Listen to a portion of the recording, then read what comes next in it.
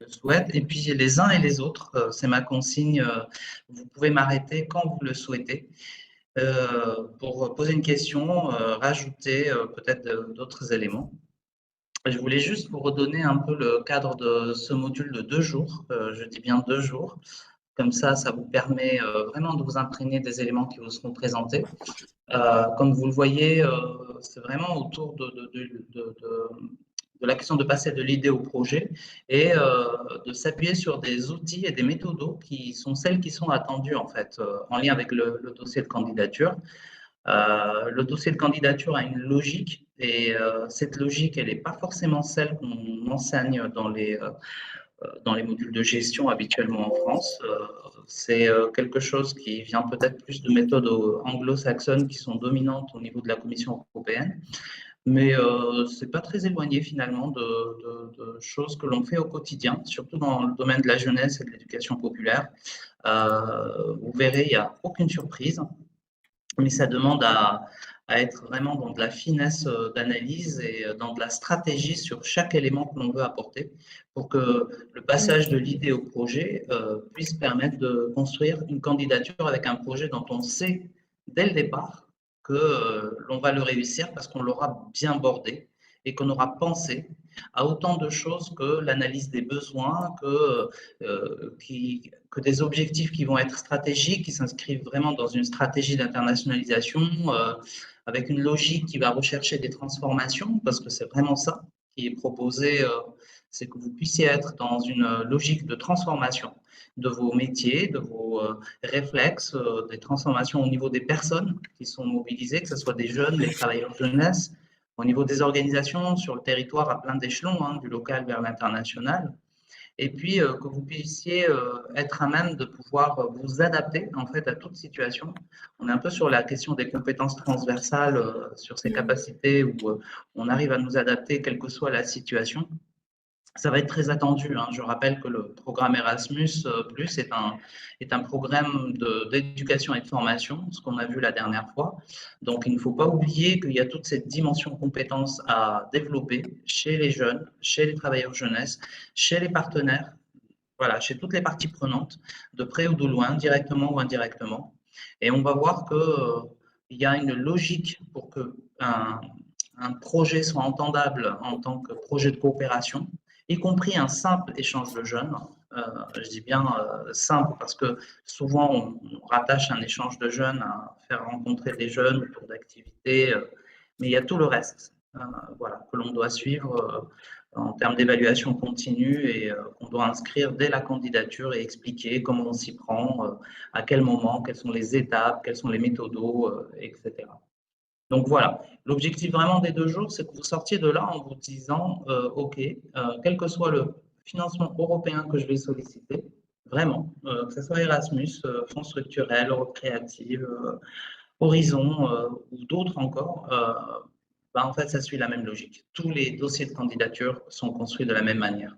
Alors, en fonction de tel ou tel dispositif, c'est vrai que ça va demander plus ou moins de travail et donc plus ou moins de détails, mais c'est à peu près la même chose. On est toujours sur ce qu'on appelle le cadre logique et qu'on va voir au fur et à mesure voilà, des 2 jours. Je vous pose la question et je vous la poserai à chaque slide. Est-ce qu'il y a déjà des interventions de votre part sur ce qui vient d'être dit? Des précisions peut-être? Non. Bon. Non. Est-ce que vous m'entendez au moins? Est-ce que je suis bien avec vous? Oui, oui. Oui. Oui, Ah, oui. super. Merci. Je continue. Alors, d'accord, j'ai des messages. Souhaitez-vous inclure l'audio? Je ne comprends rien. Ok, c'est pas grave. Alors là, je commence par quelque chose qui peut paraître un peu bateau, mais la question du brainstorming, donc réfléchir ensemble et essayer de voir comment on va organiser nos idées. Comme dans toute structure, forcément, quand on se dit on va faire un projet, je vais aller avec mes ados en Espagne parce que j'ai un contact et qu'en fait c'est super d'organiser des échanges entre jeunes, ça implique de se mettre en équipe projet, très simplement, et de pouvoir voir de quelle manière cette équipe projet va construire quelque chose qui va être pertinent et raccord avec les attendus des appels à projets.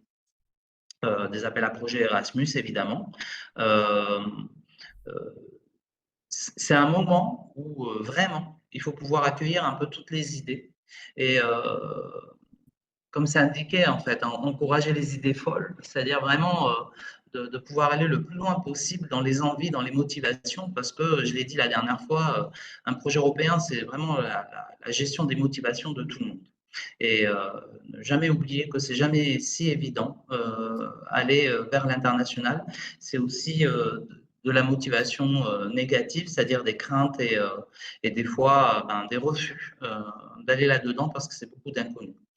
Pouvoir suspendre son jugement, c'est-à-dire qu'il n'y a pas une façon de faire de l'international, de la coopération, de l'échange de jeunes, il y a 10 000 façons, chacun à sa manière, mais c'est toujours bon de le rappeler parce que souvent, ceux qui vont être mobilisés dans une équipe projet, vous le savez, il y a des postures où il y a des personnes qui vont pas forcément se sentir légitimes pour venir avec leurs idées, vont pas se sentir pro-techniciennes pour pouvoir intervenir sur les idées et la construction du projet, parce qu'elles se disent que bon, quand même, on est sur des dimensions qui me dépassent, moi, pauvre travailleur jeunesse ou animateur ou personne de la cantine ou que sais-je, je ne suis pas à la hauteur. Donc, c'est une équipe hybride qu'il faut pouvoir absolument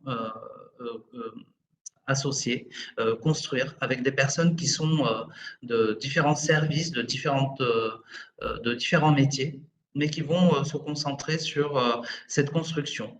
Une construction qui doit se faire sur les idées des autres. Là, on est vraiment sur cette écoute active qui est attendue de la part des uns et des autres pour pouvoir permettre à ce qu'on puisse amasser une quantité de pistes de travail.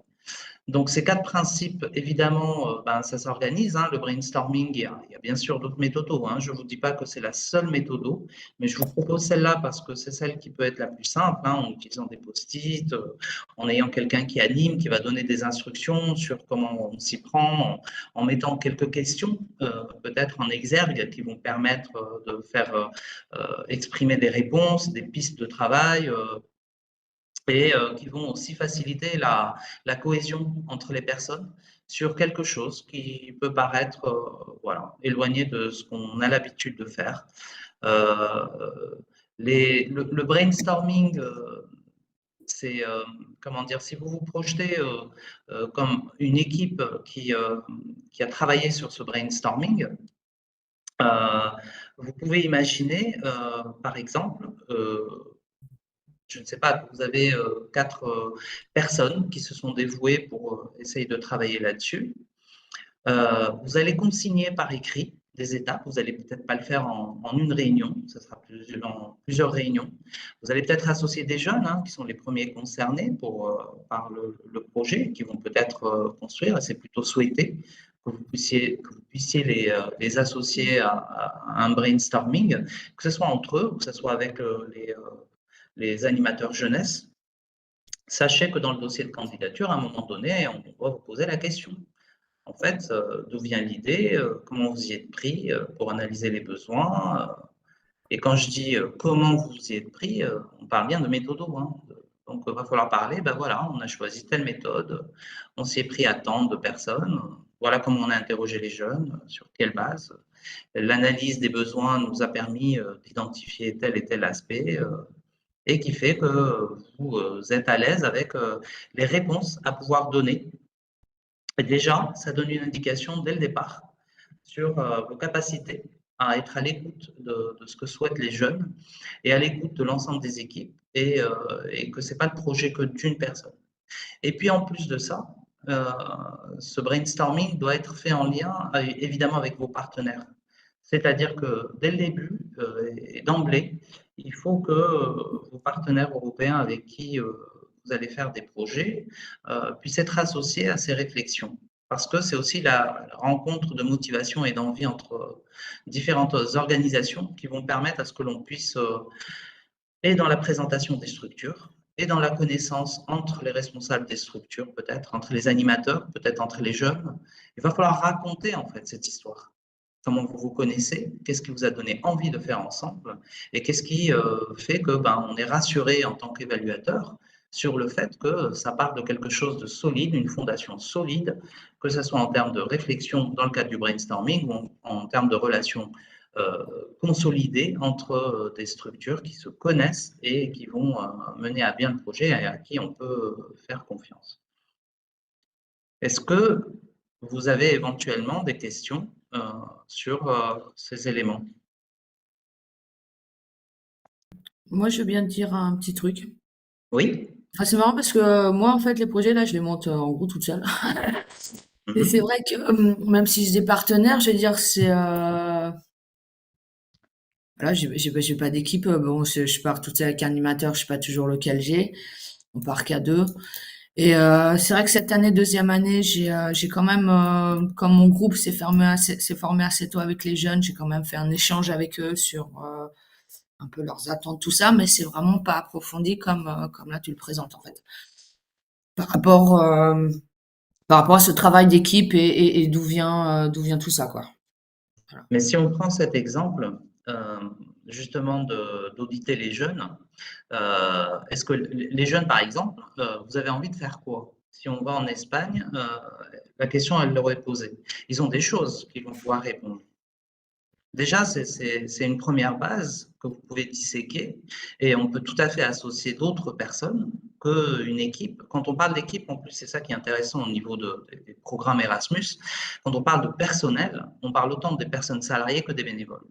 Donc, on peut tout à fait imaginer qu'autour de vous, vous avez un environnement où peut-être ce sont les parents des jeunes, ou peut-être des personnes qui peuvent aider, ou des gens qui veulent bien aider, et qui font que cette équipe se construit.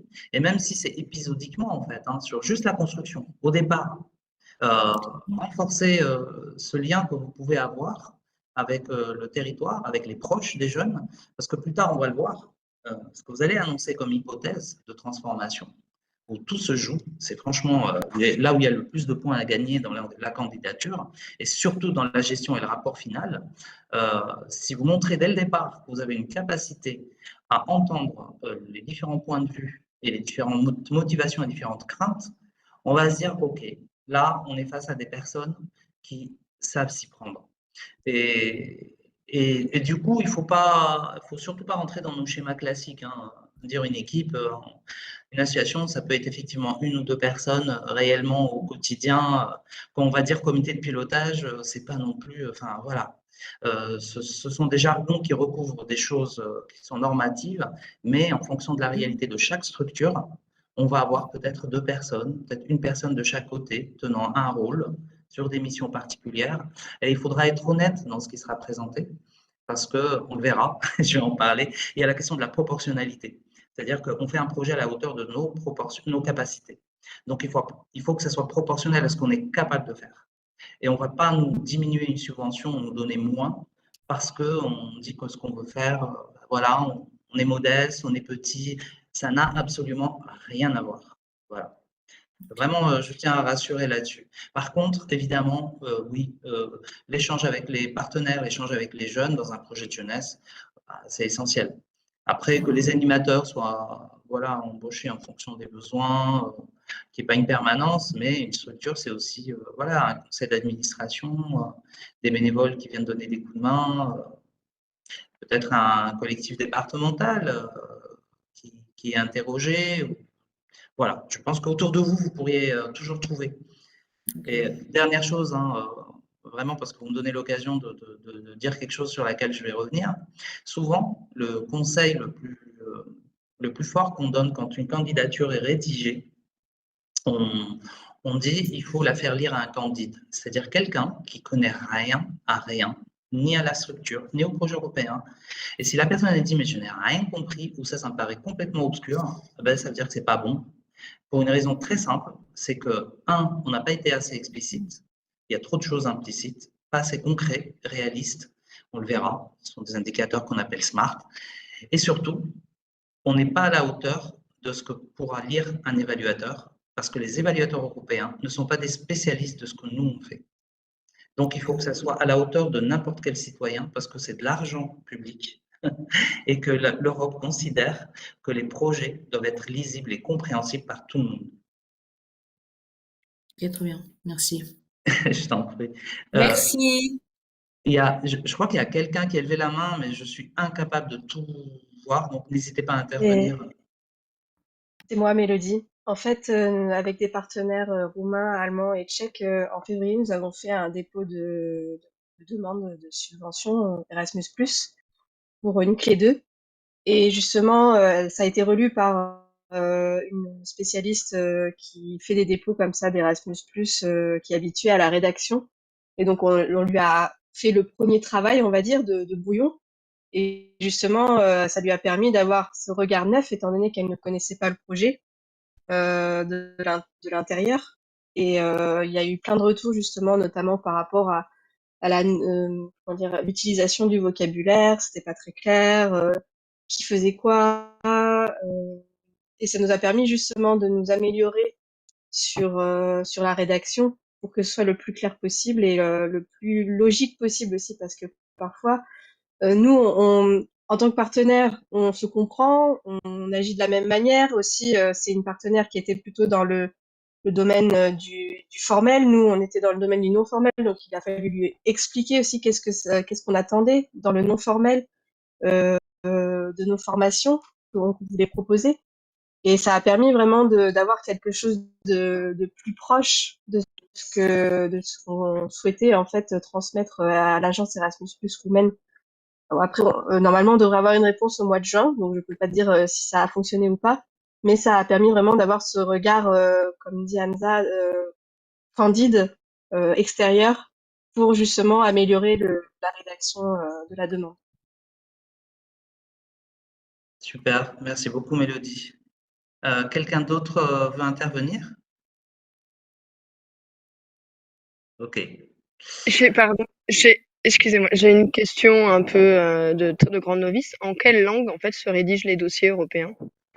Alors, dans toutes les langues, en fait, c'est admis, Ouais. mais sachez que de toute manière, il y a 3 langues, en fait, officielles, euh, anglais, allemand et français. Donc, vos dépôts doivent se faire, vous pouvez les rédiger en français, et vous aurez l'obligation de traduire le résumé du projet en anglais, parce que la communication de la commission se fait essentiellement en anglais sur le site. Donc, il y a Ok. une partie du dossier, sauf indication contraire dans les dossiers de candidature, puisque des fois, effectivement, la commission, elle peut demander, mais bon, ça fait quand même une dizaine d'années, je n'ai pas vu de demande particulière de rédaction dans telle ou telle langue. Il n'y a Ok, que cette merci. obligation, voilà, de résumer en anglais, c'est vraiment sur une page. Ok. Je vais passer alors à ce moment-là sur une des problématiques. Je pense qu'il faut pouvoir discuter en brainstorming pour le coup. C'est la question du sens qu'on donne à la mobilité. En fait, comment on va réfléchir avec des collègues, des partenaires, comment on va se poser la question, pourquoi ça en fait? Et là, quand on dit mobilité européenne, une mobilité, c'est aller dans un espace d'apprentissage en se déplaçant, en recevant des personnes donc qui viennent chez nous, qu'on va aller voir et une fois, 2 fois, etc. En fait, ce que je veux vous dire là, c'est que pour l'Union européenne, et ça date, hein, c'est depuis l'an 2000, il y a eu le Conseil européen de Lisbonne qui a déclaré qu'une des priorités de l'Union européenne, c'était la mobilité. Et ça a été déclaré une des priorités parce que ça a été considéré comme étant un moyen de renforcer l'employabilité, donc il y avait la question d'emploi, et un élément essentiel dans la formation tout au long de la vie. Là, des éléments qu'on a vus la dernière fois sur la stratégie éducation-formation. Et que donc, qui dit la mobilité est un moyen de, ça veut dire que déjà, là, vous devez vous dire, je vais envisager la mobilité comme étant un moyen pour quelque chose.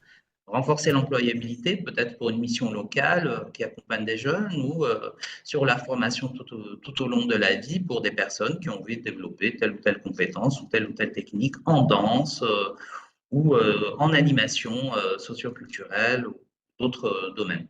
Du coup, la question de développer la mobilité des personnes, donc des citoyens qui vivent sur le territoire européen, donc qu'ils soient citoyens donc de nationalité européenne ou résidents en Europe, c'est développer pour ces personnes des possibilités d'apprentissage multiples. Et du coup, ça veut dire qu'il faut pouvoir cerner c'est quoi les apprentissages. Là, on rentre dans cette question de logique. C'est quoi qu'on recherche ensemble à résoudre? On est vraiment dans un développement logique de je crée une situation de rencontre, une situation de mobilité qui va être un espace d'apprentissage. Je définis c'est quoi ces apprentissages. Et je vais utiliser quoi comme activités qui vont me permettre d'aller vers ces apprentissages. Et du coup, ça va développer aussi des choses un peu périphériques qu'il faut discuter, qu'il faut rechercher, qui vont être de l'ordre des aptitudes à agir à l'international, dans un contexte linguistique qui va être différent, avec des personnes différentes, dans des contextes différents, des façons de faire différentes, et qui vont permettre du coup de développer ces aptitudes autant, on va dire, à l'international et au retour au local. Et on sait que ces aptitudes-là sont des choses qui peuvent être développées d'une manière accélérée dans le cadre des mobilités. Et c'est une question aussi dans le dossier de candidature. Quand on vous demande quels sont les apprentissages, les aptitudes, les attitudes que vous souhaitez développer auprès de toutes les parties prenantes. Et quand on vous pose cette question, il faut avoir réfléchi pourquoi j'utilise la mobilité d'apprentissage comme moyen et espace pour renforcer ces apprentissages et donc ces aptitudes et attitudes. Du coup, ce que je vais essayer un peu de vous donner, c'est juste quelques éléments qui ont été compilés sur la philosophie en fait, qui sous-tend les projets et les porteurs, les valeurs défendues, des idéaux qui sont poursuivis. Ça devrait vous parler parce que c'est corrélé avec des priorités européennes, c'est corrélé bien souvent avec des choses que vous défendez. Vous soyez dans une association, une collectivité, peu importe en fait votre structure, il y a un projet d'établissement, il y a une politique qui est poursuivie, un projet qui est mis en œuvre. Et il y a derrière quand même des valeurs qui sont défendues, avec à la clé une espèce de situation idéale qui est attendue. Déjà, sur la question de la mobilité, j'essaye juste de... Hop, ouais, j'ai vraiment du mal entre les différents écrans. Du coup, la mobilité, là, il faut l'entendre comme au niveau du sens de la mobilité, je vous donne vraiment des ingrédients. Je pense que celui qui pourrait être animateur sur un groupe de brainstorming devrait pouvoir se poser des questions sur, bon, déjà, une mobilité, c'est un déplacement physique. Donc, qui dit déplacement physique dit je pars d'un point A vers un point B et donc je suis sur un changement d'environnement, un changement d'habitude, un changement dans mon quotidien, un changement dans ce que j'ai pour objectif de faire dans une journée, sur une semaine, dans le cadre d'un projet. Et donc, cette mobilité qui va être géographique, je réponds de suite oui, je vais vous envoyer évidemment tous les éléments du PowerPoint. Vous pouvez rester concentré avec moi un peu du coup sur ces éléments-là et surtout m'interrompre s'il vous plaît parce que je vous donne des éléments et c'est le moment pour vous d'exercer vos capacités à brainstormer avec moi. Et je vais essayer de glisser de fausses idées dans ce que je vais vous raconter, pour voir à quel point vous êtes attentifs et attentives à ce que je suis en train de vous dire. Donc, une mobilité géographique, c'est donc aussi une mobilité professionnelle. Professionnelle au sens, je peux être salarié ou bénévole. Hein. N'oubliez pas que ces deux postures sont bien entendues, sont entendables. C'est une mobilité sociale ou encore intellectuelle. Donc, quand on parle de mobilité européenne ou mobilité apprenante, on entend souvent le déplacement d'un pays à un autre. Dans une Europe, il y a beaucoup de pays et donc beaucoup de possibilités d'apprentissage. Et il faut comprendre qu'il y a une capacité, il y a derrière un peu une recherche de comment je peux rentrer en interaction, comment je peux accompagner ceux que j'embarque dans cette mobilité, à ce qu'ils puissent rentrer en interaction avec des personnes qui ne sont pas de leur territoire, de leur culture, ou de leur niveau social, en gros des personnes différentes. Et donc avec des expériences différentes, des histoires différentes, etc. On sait que le programme Erasmus+ a été mis, vous avez vu, hein, je vous ai donné juste 2 entrées simples, l'apprentissage tout au long de la vie, donc là on est sur de l'épanouissement personnel, et sur la question de l'employabilité, pardon, donc sur de l'épanouissement professionnel. Déjà là, on a 2 leviers. Je veux faire ça parce que je recherche un épanouissement personnel ou un épanouissement professionnel, mais des fois les 2, et sûrement tout le temps, c'est les 2 qu'on recherche. Donc, il y a un enjeu qui est de l'ordre économique, parce que qui dit mobilité et apprentissage, et c'est pour ça que ça touche autant les universités, l'enseignement formation professionnelle, quand on se met en situation comme ça d'apprentissage dans un autre cadre, ça veut dire qu'on développe chez soi des capacités qui nous rendent encore plus employables. On peut imaginer, je vais vous décentrer sur la question de l'éducation populaire, des personnes membres d'un conseil d'administration qui peut-être sont sur la réserve, découvrent la fonction d'être dans un CA d'une association, vont pouvoir aller en mobilité d'apprentissage pour déverrouiller leur aisance à gérer ou animer une réunion ou à aborder des sujets qui sont difficiles, peut-être liés aux questions des RH, ressources humaines, de se retrouver à gérer peut-être des entretiens annuels pour les employés de la MJC, par exemple, et qu'ils pensent qu'ils n'ont aucune capacité là-dedans et ont envie de développer plus que ce qu'ils ont appris dans le cadre de formation classique sur la gestion RH, et vont partir ailleurs pour vivre une expérience et comprendre comment on s'y prend, très simplement, au Danemark, en Espagne, en Italie, en Allemagne, en allant faire des stages d'observation. L'Europe, elle va financer une mobilité là-dedans pour permettre l'acquisition de compétences qui vont être pas forcément que techniques, mais elles vont être sociales, sur son savoir-être, savoir-faire.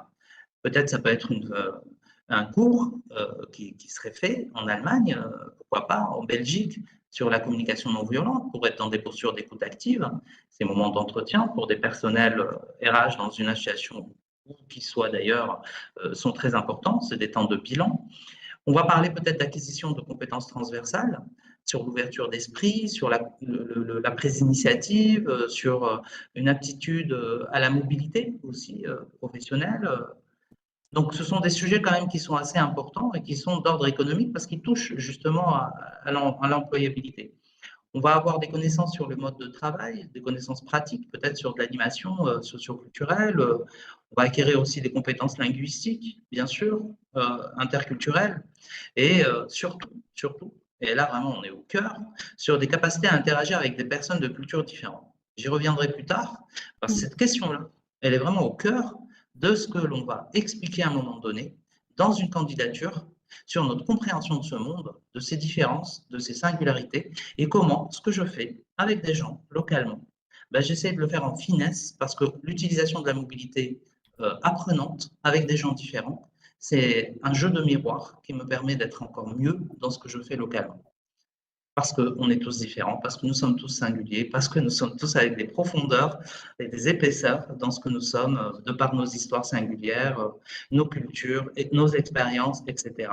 Et que ce qu'on va découvrir ailleurs va nous permettre de mieux nous connaître nous-mêmes. Donc ça, ce sont des réflexions liées au brainstorming qui permettent d'aller assez loin, en fait, pour tirer le fil de la compréhension de toutes ces étapes par lesquelles vont passer les personnes qui seront en mobilité, qui seront impliquées dans le projet, qu'elles soient travailleurs jeunesse ou qu'elles soient jeunes, et qui va permettre d'aller sur des environnements et des enjeux qui sont un peu plus politiques. Politique au sens de le sentiment d'appartenance à un territoire européen. Qu'est-ce qui nous lie? Qu'est-ce qui fait que sur un territoire aussi large que l'Europe, il y a un sentiment que quand je vais en République tchèque, je suis ailleurs, mais je me sens aussi un peu chez moi. Mais quelque chose, vous pourriez me dire, qu'on peut vivre en fait n'importe où dans le monde.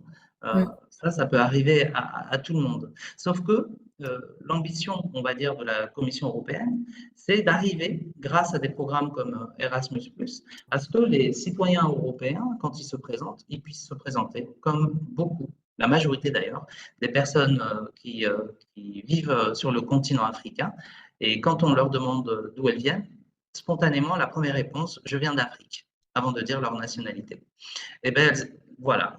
Si vous avez compris que la Commission européenne, ce qu'elle recherche, c'est juste un peu ça, et que c'est ça, en fait, ce sentiment d'appartenance à un territoire européen, à une citoyenneté européenne, c'est exactement la même chose, avec évidemment des cultures et des modes de vie qui sont différents, des expériences et des réalités pardon, qui sont différentes, des pratiques qui sont différentes, mais qui ne sont pas plus différentes que ce qu'on peut vivre à tel endroit dans le Tarn et à tel endroit en Lozère, par exemple. On peut voir déjà ces différences sur des micro-territoires et des territoires un peu plus larges.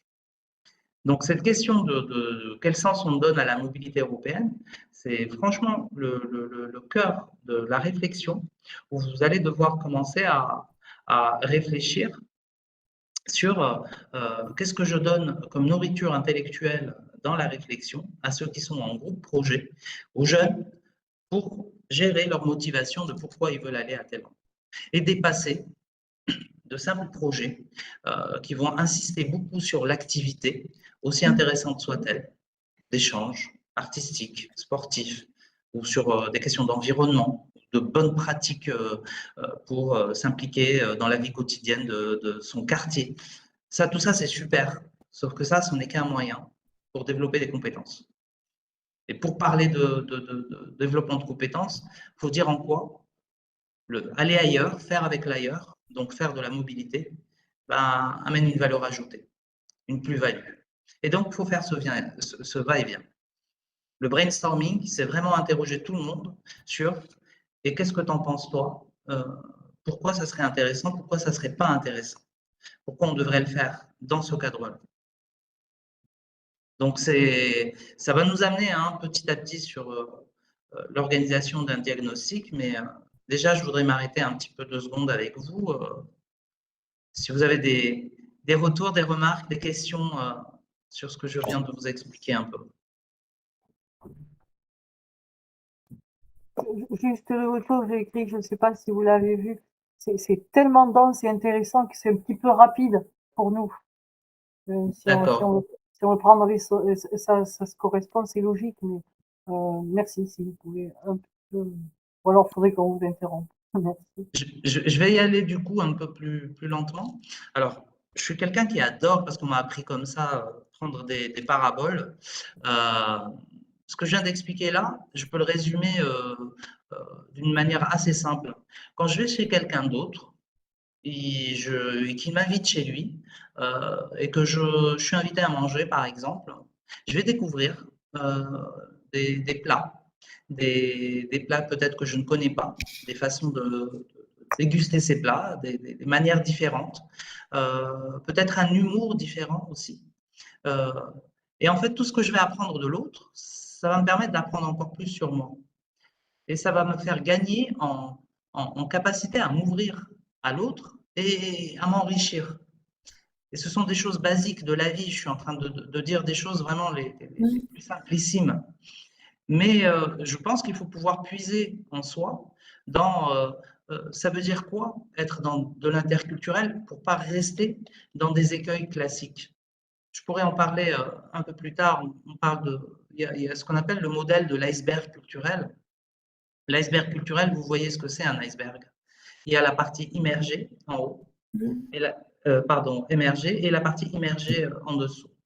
Et souvent, en gros, on va dire il y a 1/9, 1/10, c'est ce qu'on voit en surface.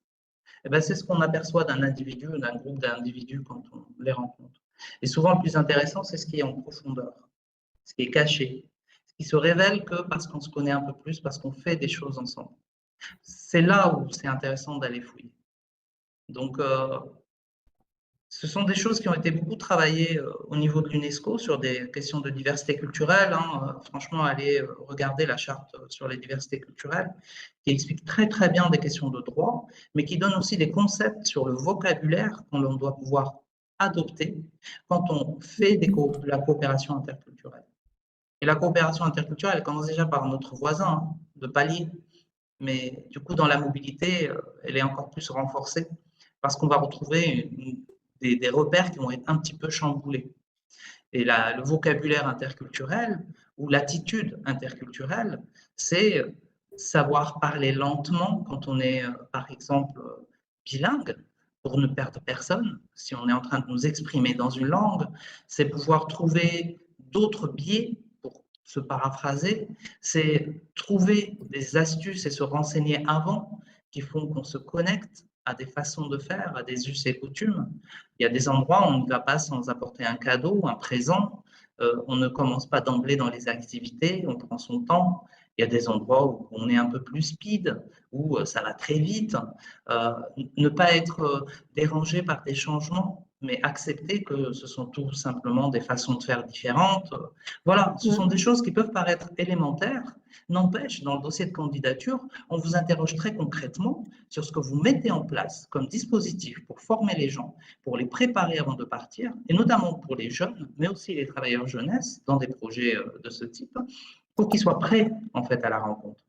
Et ça ne se fait pas qu'au moment où les personnes se rencontrent. Il y a toute une partie, c'est presque 50% du dossier de candidature, où l'on explique en long et en large toute la philosophie qui entoure votre façon de faire, en fait, et comment vous vous projetez là-dedans. Et c'est pour ça que c'est une réflexion qui est sûrement d'ordre philosophique, mais qui doit vous amener à poser du coup vos idéaux, les valeurs que vous défendez, et partez toujours de ça, et vers où vous voulez aller en termes de situation idéale, j'y reviendrai, et qui fait que c'est de la transformation. Vous êtes dans de la transformation, et vous avez de la pâte à modeler là, sauf que là c'est de la matière humaine, donc vous allez devoir prendre beaucoup de précautions sur ce que vous allez faire, et tenir compte qu'il faut sécuriser les gens. Et les gens, ils ont des besoins spécifiques, de base. Ils doivent être sécurisés, ils doivent pouvoir dormir, ils doivent pouvoir manger à leur faim, mais ils doivent pouvoir avoir les outils qui leur permettent de s'impliquer. Et s'ils ont un handicap, il faut pouvoir répondre à leurs besoins spécifiques. Et tout ça, ça part d'un moment de brainstorming où on ne parle pas que de l'idée qui est super, mais on voit tout ce qu'elle implique comme besoin, comme moyen à mobiliser, et qui fait qu'il faut pouvoir l'organiser avec méthode, ça c'est sûr, et utiliser les bonnes méthodes qui sont les plus conseillées. Mais ce préalable sur quel sens on donne à la mobilité européenne, il est super important, parce que tout le monde comprend que chacun a envie à j'irai bien à Lisbonne, ou j'irai bien à Bruxelles, mais pourquoi faire en fait? Qu'est-ce qu'on repère là-bas et qu'est-ce qu'on repère chez soi? Et il faut aller un peu plus loin quand même. Je crois qu'il y a des personnes qui lèvent la main, surtout n'hésitez pas. Moi, je voulais reparler s'il n'y a pas d'autres qui. Donc, c'est vrai que moi, par rapport aux jeunes, donc moi, je pars avec des jeunes de 14 à 17 ans. Et c'est vrai que quand je les demande en Espagne, c'est quoi que tu veux l'Espagne? Souvent, ils parlent de la mer et des choses comme ça. Donc, c'est pas évident de les faire rentrer dans ce projet qui va plus loin. Mais une fois qu'on est sur place, par exemple, cette année, on a fait un échange de cuisine avec les jeunes Espagnols. Ils nous ont fait la tortilla, nous, on a amené des crêpes. Et là, c'est là, par contre, là, d'un seul coup, on voit l'impact où les jeunes, moi, qui ont fait, ils ont jamais mangé de crêpes, ils mettent pas de sucre dedans, ils le plient, ils mettent du sucre dessus. Nous, on a appris, et c'est presque à ce moment-là qu'ils réalisent que c'est quoi l'échange et pourquoi on se connaît sans se connaître, mais finalement qu'on n'est pas si différent que ça. Mais c'est le avant pour arriver à les mettre là-dessus, moi, qui me paraît un peu plus compliqué, parce qu'ils n'ont pas cette vision-là. Moi, les jeunes, ils se disent, bon, on part en vacances. Et voilà. Alors, c'est super comme exemple. Parce que la question culinaire, c'est souvent un incontournable. On appelle ça souvent le dîner international. Chacun vient avec quelque chose qu'il a envie de présenter. Mais du coup, si en plus on le fait dans une activité commune de cuisine où on participe à comprendre la recette, qu'est-ce qu'il y a dedans comme ingrédients, je reviens en arrière, aller sur un marché, pouvoir aller chercher les ingrédients et comprendre ce qu'il y a dedans, pouvoir discuter avec les personnes sur le marché. Associer à ça peut-être des rôles pour les jeunes où ils vont faire des interviews avec la personne qui vend sur le marché pour comprendre et leur permettre de créer des petites productions audiovisuelles ou faire des podcasts sur l'environnement sonore qu'il peut y avoir dans un marché en Espagne et derrière pouvoir revenir comme ça avec des matières qu'ils vont produire. Et bien, quand on imagine en fait une activité, tout ce qu'on peut tirer comme fil autour, ça veut dire que dans la préparation, on va les préparer à ce qu'ils soient à l'aise là-dedans. Donc, celui qui va faire des interviews, on va essayer peut-être de s'entraîner, on va lui donner des consignes assez simples, on va lui donner le format, comme on peut faire avec la vidéo. Souvent, les jeunes sont bien plus dégourdis que la moyenne et donc vont savoir s'y prendre. Et ils vont des missions qu'ils vont prendre. Donc, ça veut dire qu'on a un organigramme, on a un suivi qui va se construire. Et la question de la cuisine, bon, ben, qui va être référent, qui c'est qui veut choisir, c'est quoi que vous voulez leur présenter et pourquoi. Est-ce qu'il y en a qui veulent présenter, construire un PowerPoint? Parce que si on fait des crêpes, peut-être qu'on peut leur présenter un petit exposé sur l'origine des crêpes, d'où ça vient, et se rendre compte finalement de toute une dimension héréditaire, culturelle, qui nous fait traverser tant de pays et de pouvoir dire du coup des similitudes sur peut-être ça existe aussi en Espagne et interroger. Ou, les crêpes, ça vient aussi de tel endroit. Comment les crêpes jouent peut-être un rôle central, culturel, dans des rites qu'on retrouve en France à des moments particuliers. Voilà, la chandeleur. Je pense que là, c'est la capacité dans un brainstorming de se dire je vais tout utiliser pour que ce soit un espace d'apprentissage et de dialogue interculturel.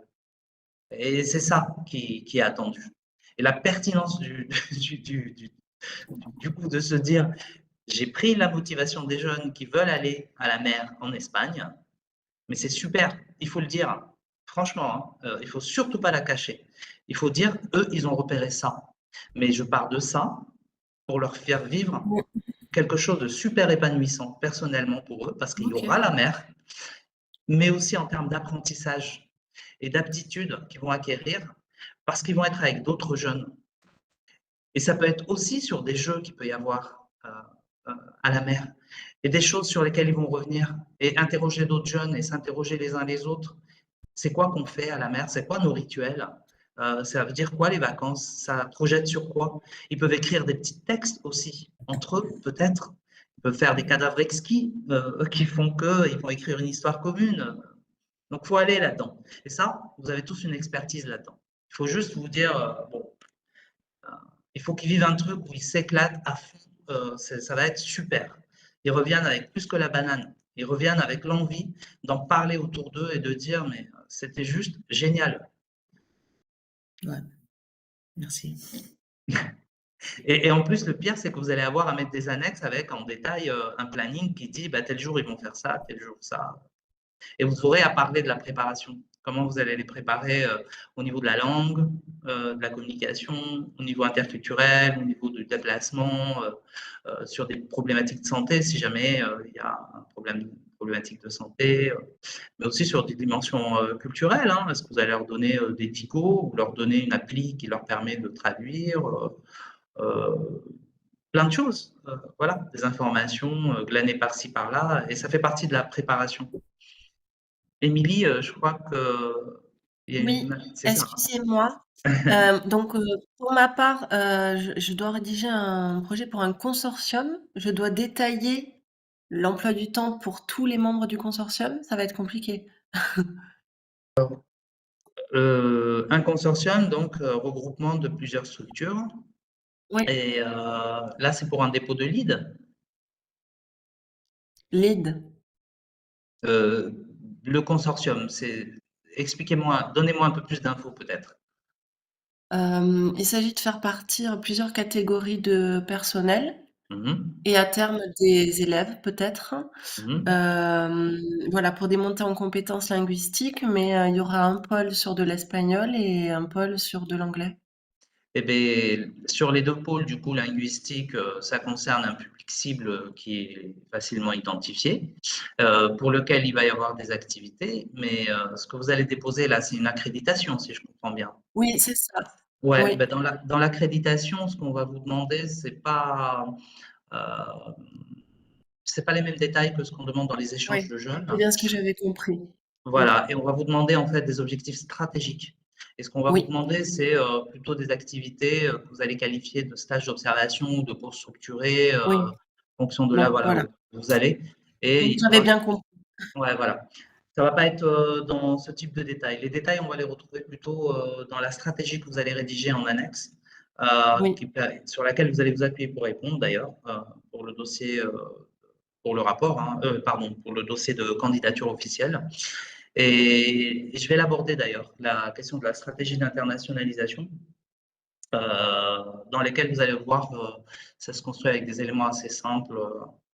Merci les Finlandais qui ont regroupé franchement toutes les théories autour de ça, parce que tout le monde était perdu sur qu'est-ce que ça veut dire quand on est un consortium avec autant de structures différentes. Oui. Donc je vais vraiment l'aborder. Bon, merci. De rien. Est-ce qu'il y a quelqu'un d'autre qui veut intervenir? Oui, moi, j'ai levé la main, mais il y a peut-être quelqu'un d'autre avant, je sais pas. Non, allez-y. Moi, tout ce que vous dites m'intéresse beaucoup et m'ouvre beaucoup de portes. Je suis partie sur un projet qui est, enfin, plutôt précis et quand même dans le sens d'une certaine rentabilité, parce qu'on parle de maisons d'édition et de maisons d'édition aussi au Maroc et pourquoi pas aussi en Europe. J'aimerais bien, voilà, comme vous dites, approfondir le sujet et passer sur des motifs plus personnels, plus sociaux, plus originaux en fait. Même si l'idée de base elle est quand même originale. Et c'est vrai que je me sens limitée à ce niveau-là. Et donc quand je vous écoute, je suis sûre que vous avez des idées qui peuvent être intéressantes aussi pour moi. Mais c'est vrai que ça me paraît compliqué à la base au départ, comme pour réaliser ça. Ouais, vous, votre objectif au niveau de l'édition, c'est d'éditer un livre, si j'ai bien suivi, avec des partenaires rive sud Méditerranée, Maroc, a priori. Vous êtes Oui, là-dessus? mais c'est surtout éditer et exposer aussi des femmes photographes Ok. en binôme dans chaque pays, en France et au Maroc, avec les maisons d'édition qui sont concernées. Mhm. Euh, et moi, c'est vrai que j'aimerais intégrer une part plus sociale, plus ludique et un peu plus, enfin moins intello et un peu plus joyeuse, on va dire, dans le projet. Voilà, parce que je suis pas, c'est trop classique pour moi et ça me paraît un peu coincé entre guillemets comme projet. Voilà, trop carré, on va dire. Et je Ouais, j'entends. voudrais, voilà, intégrer plus de choses contemporaines, actuelles et vivantes, quoi. Que ça reste pas dans un cercle qui me paraît moins un peu fermé actuellement. Bon, après, l'objet de la photographie, peut-être un peu fouillé. Je sais pas, là, j'essaie de réfléchir avec vous. Je me dis, associer une personne, par exemple, française, une du Maroc, quel sens ça a de faire ça? Pourquoi vous faites ça? Et de le réfléchir de la dimension, comment dire, depuis l'esthétique recherchée ou la confrontation de regards croisés sur des esthétiques autour de telles thématiques qui peut être sociale, etc., à en quoi ça renforce une connaissance entre les deux rives et en quoi ça contribue à quelque chose de peut-être un peu plus grand pour aller fouiller là-dedans et pouvoir se dire, ben, mon dispositif tel que je vais le proposer, il faudra qu'il dépasse d'éventuelles barrières qui pourraient être rencontrées pour des femmes qui peut-être n'ont pas la technique, n'ont pas la même expérience, se sentiront à l'aise et légitimes pour. Et là, ça passe peut-être par des rituels de rencontre et c'est là où le ludique intervient en fait. On revient toujours à la même. Hein. Si on fait ce type de projet, c'est qu'on souhaite faire rencontrer des personnes, des cultures et des individus qui vont s'enrichir les uns des autres. Et donc, ça veut dire qu'on va aller puiser dans quelque chose comme vous le dites, hein, ludique. En fait, c'est vraiment de l'éducation, ce qu'on appelle de la non formelle.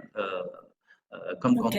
on organise une fête et les gens ne se connaissent pas, ben, qu'est-ce qu'on met en ingrédients pour que les gens se sentent à l'aise et comment on les met à l'aise. Et c'est là le processus non formel.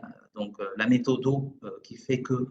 Et c'est pas parce qu'on a des photographes qu'on va pas les confronter sur d'autres terrains, peut-être en les décentrant, et qui fait que ça sera ludique pour les unes et les autres. Hein.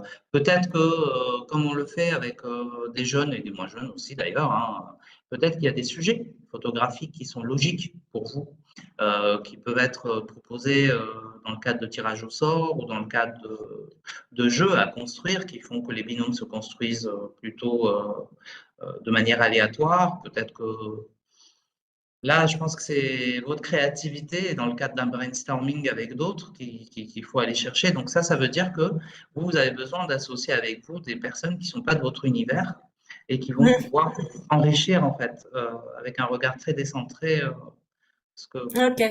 vous faites. Enfin, je n'ai pas forcément la lumière sur votre projet pour dire waouh, ça y est, je le sais, je le vois, mais je pense que vous avez largement les capacités. C'est juste, comme vous dites, hein, sortir de votre zone de confort et accepter que d'autres s'en mêlent. Et voilà, pour en faire quelque chose de sympa. Et peut-être associer les femmes qui sont identifiées déjà, qui pourraient Déjà, peut-être oui. qui pourraient peut-être intervenir là-dessus, sur ce brainstorming déjà. C'est une bonne idée, oui, effectivement. Et vous pourrez le mettre en avant, du coup, dans une candidature. Émilie, vous souhaitez intervenir? Je vois des mains levées. Non, peut-être pas. OK. Alors, je vais vous proposer une petite pause de, je sais pas, 10 minutes peut-être, ou un quart d'heure, vous me dites. En général, je fais un peu court, mais 10 minutes ou 15 minutes, qui c'est qui prend la décision? Moi, je suggère 10 minutes pour qu'on s'arrête vraiment à midi, si c'est possible. OK, alors on va faire 10 minutes Mais c'est et une j'aborde suggestion. OK, allez, 10 minutes et on se retrouve de suite. Ok.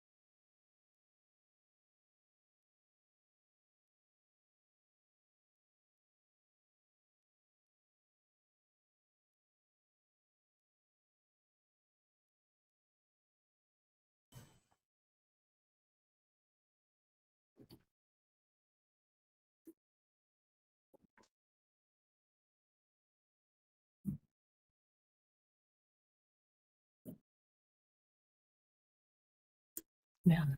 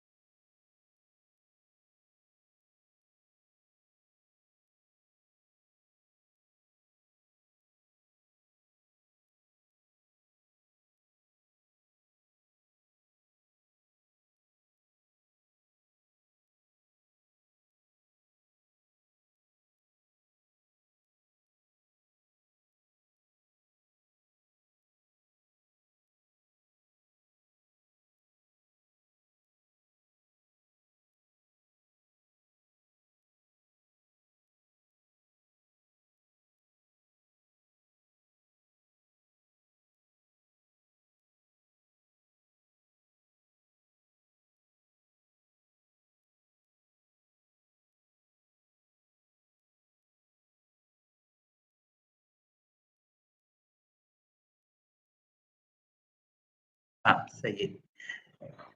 De retour, j'espère tout le monde.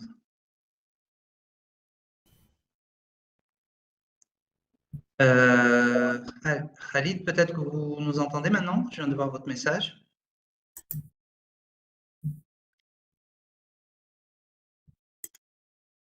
Ouais, on était en pause, tout simplement. C'est pour ça que vous n'entendiez rien.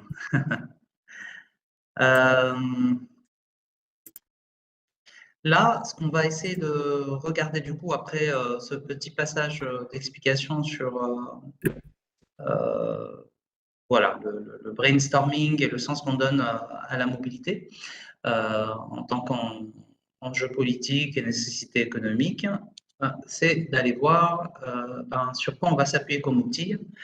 Pas de surprise, un outil très simple qui s'appelle le SWOT. SWOT, ça vient d'un acronyme anglais qui veut dire force, faiblesse, opportunité et menace.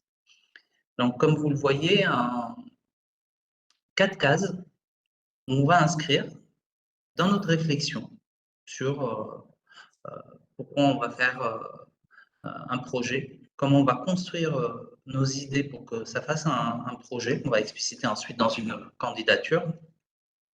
On va essayer de réfléchir à notre environnement opérationnel, c'est-à-dire notre territoire, notre structure, quels sont nos partenaires, notre vision, les valeurs qu'on défend, les missions qu'on met en œuvre et puis les compétences qu'on détient qui nous distinguent des autres et nos objectifs stratégiques. J'y reviendrai sur ces 6 éléments un peu plus tard parce que ce sont les composantes d'une stratégie d'internationalisation.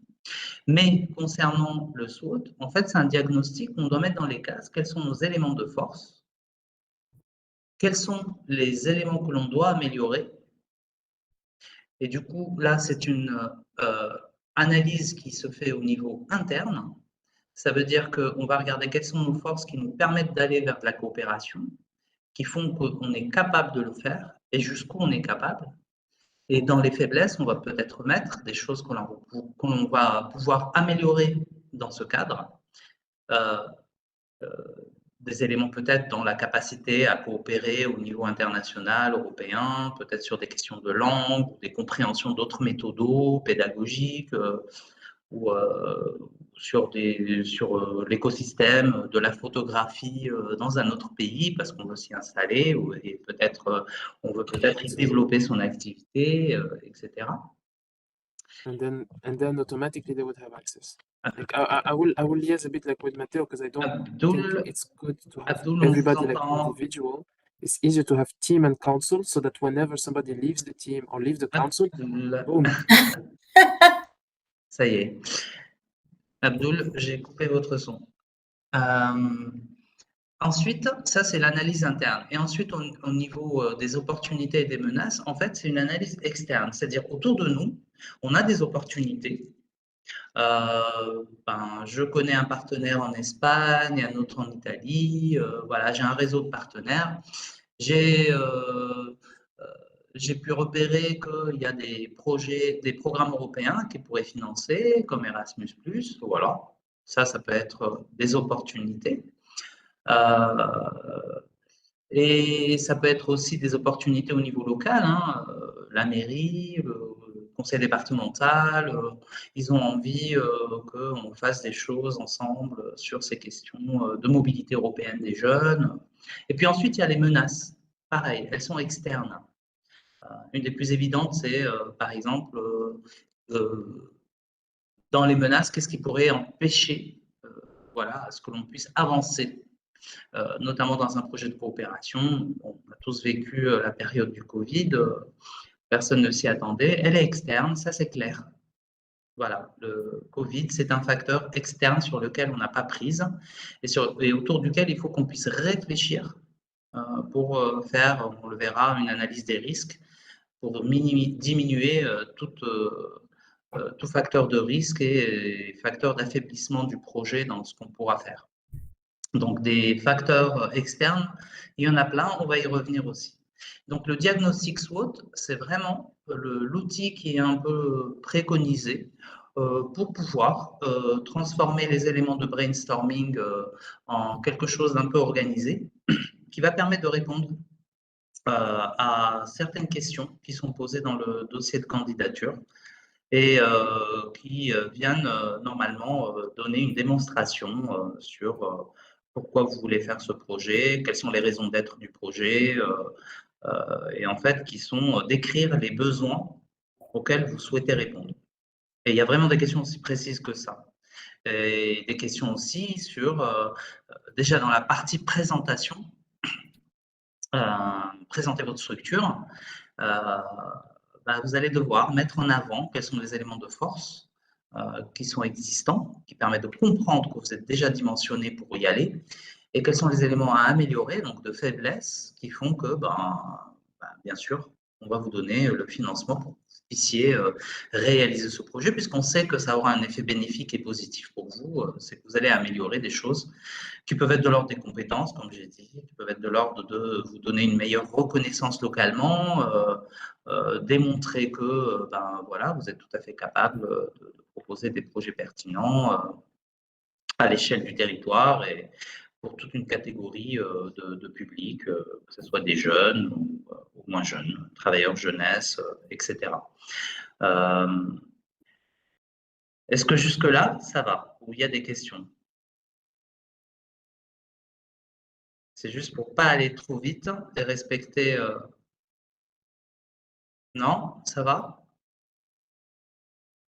On va essayer de regarder alors avec un peu plus de détails. Je vous propose quelque chose qui peut s'aborder dans le cadre du brainstorming en organisant ensuite dans les bonnes cases, d'où l'histoire, pourquoi pas des post-it, hein, chacun peut répondre. Et on va avoir par exemple des séries de questions auxquelles on va pouvoir répondre collectivement dans le cadre d'un groupe projet avec nos partenaires, avec les jeunes, et qui relèvent de qu'est-ce qu'on fait qui nous donne un avantage par rapport à d'autres. En gros, en quoi on a une position qui fait qu'on fait les choses comme il faut, correctement, qui nous distingue, quelles sont toutes ces ressources qu'on va pouvoir mettre dans le projet en termes de ressources humaines, en termes de ressources matérielles, financières, intellectuelles, et quelles sont les forces que les autres voient en vous, en fait, hein, en interrogeant. Donc, vous pouvez faire des diagnostics très, très rapides, hein, en associant ou en interrogeant les uns et les autres. Alors là, c'est super important parce que quand on commence à serrer un peu les forces qu'on va mettre en avant, quand on parle de personnes, il y a une question par exemple sur les personnes clés dans les dossiers de candidature, quelles sont les personnes clés en fait au sein de votre structure qui vont mener à bien des choses. On a déjà des indications sur votre capacité à mener à bien le projet. Ce n'est pas qu'un directeur, ce n'est pas qu'un comptable, c'est bien évidemment aussi des personnes qui ont des capacités d'animation, des personnes qui ont une capacité de réserver des vols ou des hôtels, qui sont capables de penser à tout ce qui est sécurité émotionnelle et sanitaire pour les groupes qui partent. Donc, un savoir-faire qui a peut-être été déjà développé dans le cadre de projets, même s'ils ne sont pas financés par Erasmus+, mais qui sont en lien avec ce que vous souhaitez faire.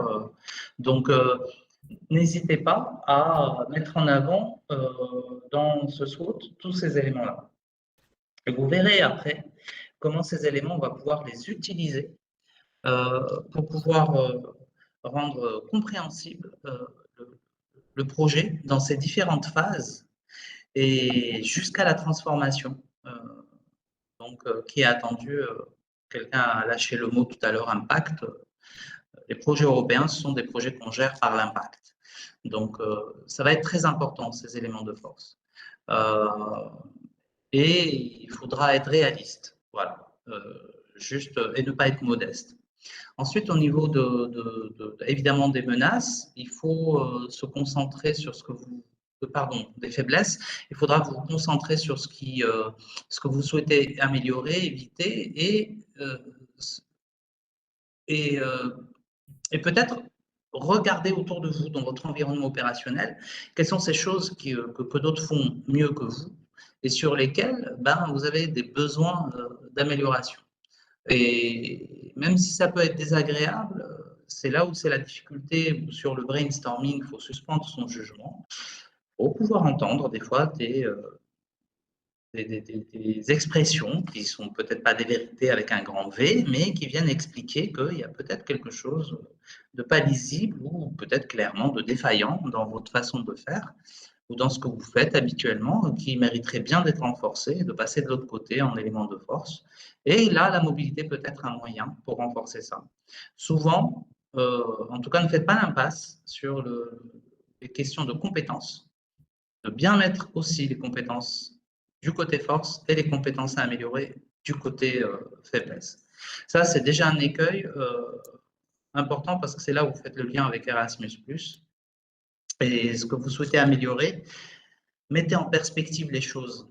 C'est-à-dire, ce n'est pas juste améliorer les capacités à s'exprimer en anglais ou en espagnol pour des élèves ou des jeunes, c'est pourquoi faire en fait. Parce que déjà, on est essayer d'envisager le fil qu'on va tirer pour aller jusqu'à un cadre logique pour expliquer ce que je vais faire, ça va permettre de. Si on est dans du transfrontalier, il faut tout prendre en compte. Donc, il y a une histoire à raconter. Et cette histoire, il faudra pouvoir l'expliciter au possible. Et on va avoir des personnes qui vont vouloir peut-être améliorer leur langue, ne serait-ce que pour pouvoir participer pleinement à une activité de loisir, de chorale par exemple, parce qu'il y a des chants qui vont être appris dans d'autres langues et qu'elles ont envie voilà, d'être à l'aise. Et donc la mobilité va être un moyen d'acquérir des compétences linguistiques là-dedans pour leur bien-être personnel, donc un épanouissement personnel. C'est tout à fait entendable. Tout comme des élèves qu'on veut amener à ce qu'ils puissent acquérir des capacités d'expression et de compréhension d'une langue en les mettant dans le bain de la coopération, dans une autre langue. Donc, la langue de travail est une autre et qu'on n'est pas dans du formel forcément, au sens où on est dans un cours classique de langue, mais ça peut. Mais peut-être pour des raisons de répondre à des contraintes aujourd'hui où on sait que c'est incontournable, il faut être bilingue pour telle et telle raison, parce que la filière visée par tel élève fait qu'il a besoin d'aller acquérir une aisance là-dedans, ou parce que tout bêtement, l'environnement local a changé et qu'il y a pas mal de personnes qui se sont installées, qui parlent une autre langue et que ça va dans le sens d'être des citoyens ouverts à ces personnes qui se sont installées. Peut-être parce que les jeunes cherchent un job d'été dans le tourisme et que c'est une région très touristique et que on va leur faire des améliorations comme ça dans le cadre de projets européens pour leur donner des chances d'avoir des boulots d'été. Donc, vous pouvez imaginer tellement de choses là-dessus qu'il faut absolument que vous soyez au clair. Et n'oubliez pas qu'il n'y a pas que les compétences, je vous l'ai dit tout à l'heure, il y a la question des aptitudes et des attitudes. Donc, le savoir-faire, le savoir-être, la question de l'adaptabilité, de la communication, y compris dans sa langue maternelle d'ailleurs, il y a tout un tas de compétences clés qui sont visées. Comment on peut accroître aussi sa sensibilité interculturelle. Ce sont des choses qu'il faut réfléchir et qu'il faut réfléchir aussi en termes de compétences et d'attitudes pour pouvoir définir, bon, ça je sais, ça je sais pas. Ça, telle personne sait, ça, elle ne sait pas. Peut-être que l'organisation elle-même, dans son projet, elle est dans une mutation parce qu'elle répond à un appel à projet, que sais-je, pour accompagner peut-être des ateliers d'éducation artistique voilà, à l'échelle du département, de la ville, que du coup, elle a besoin de se positionner comme il faut en formant ses propres animateurs, donc elle va aller sur la mobilité européenne. Que ce soit pour des activités ludiques, d'animation socio-éducative, ou peut-être sur des questions linguistiques ou tout simplement d'aisance à pouvoir travailler, et que en fait, le travail de l'animateur, il se transforme aujourd'hui. Et que, en fait, demain, il va falloir qu'il soit autant quelqu'un qui anime sur le terrain que quelqu'un qui rende compte avec des outils qui soient appropriés. Donc, il doit être à l'aise dans sa communication, dans sa rédaction. Quelqu'un qui doit pouvoir aussi défendre des projets, qui doit être peut-être plus créatif et donc doit proposer de nouvelles activités aux jeunes dont il s'occupe. Donc, il y a besoin d'aller voir d'autres pratiques ailleurs. Voilà, vous allez pouvoir tirer plusieurs fils là-dedans. Et ensuite, vous avez les opportunités qui doivent être des opportunités que vous devez réfléchir. Et là, bon, moi, je vous donne l'astuce d'essayer de réfléchir des opportunités aussi au-delà des programmes européens, qui sont des financements, c'est sûr, qui permettent des expérimentations, mais aussi peut-être sur des mutations qu'il y a aujourd'hui. Réfléchissez, par exemple, sur les deux des priorités les plus évidentes, hein, le numérique, les transitions numériques et écologiques. En quoi ça peut être des opportunités pour quel type de transformation dans vos usages, dans vos projets et aussi dans vos rapports à vos activités avec les publics dont vous avez la charge, qu'ils soient jeunes ou moins jeunes. Est-ce que là-dedans, il y a des mutations intéressantes dans votre environnement? Souvent, par exemple, sur la musique, maintenant, aujourd'hui, la musique s'écoute en ligne, donc il y a des mutations de ce type qui font que tout l'écosystème économique s'est transformé et aujourd'hui, on ne peut plus faire des projets autour de la musique comme avant. On doit prendre en compte ces mutations, mais surtout, comme on les prend, un autre avantage en tant qu'opportunité. Donc, à quel endroit? Est-ce que c'est sur des apprentissages en ligne, sur des publications en ligne, sur des réseautages en ligne, sur des outils numériques qui viennent faciliter la vie? En quoi le développement de la créativité peut se faire en respectant la transition écologique, sur une meilleure connaissance de son environnement, des matériaux qu'on peut utiliser dans son environnement, une connaissance de l'écosystème, peut-être sur le sujet hein, sur lequel je vais faire travailler, hein, qui peut être la biodiversité, comme sujet d'étude et prétexte pour travailler une interconnaissance entre jeunes. On peut être sur beaucoup de choses là-dessus. Ça peut être lié aussi à des transformations législatives, hein, on le voit, hein, il y a quand même beaucoup de choses qui bouleversent nos quotidiens et qui font qu'à un moment donné, il y a des cadres normatifs qui arrivent, légaux, qui viennent définir comment on peut mener les projets. Des fois, c'est difficile pour des organisations parce qu'elles doivent s'adapter et du coup, ces environnements législatifs peuvent être des menaces, mais peuvent être aussi des opportunités. Et donc, ça veut dire qu'on pourra les placer dans ce moment-là, des deux côtés, autant en opportunité qu'en menace, en explicitant à chaque fois en quoi c'est une opportunité, en quoi c'est une menace. Ça permet de traiter les deux. Et c'est important vraiment de bien le préciser. Vous verrez après, je vous donnerai quelques astuces. Ça peut paraître un peu théorique ce que je suis en train de dire, mais il y a des astuces toutes simples pour partir ensuite de ces analyses-là bien fouillées, pour vraiment poser quelque chose de costaud et solide et avoir une très bonne note au dépôt de candidature. Il y a aussi, en plus des transitions numériques écologiques qu'on a vues hein, à la formation du mois dernier, la question de l'inclusion et de la diversité, et puis la question de l'engagement, la participation démocratique.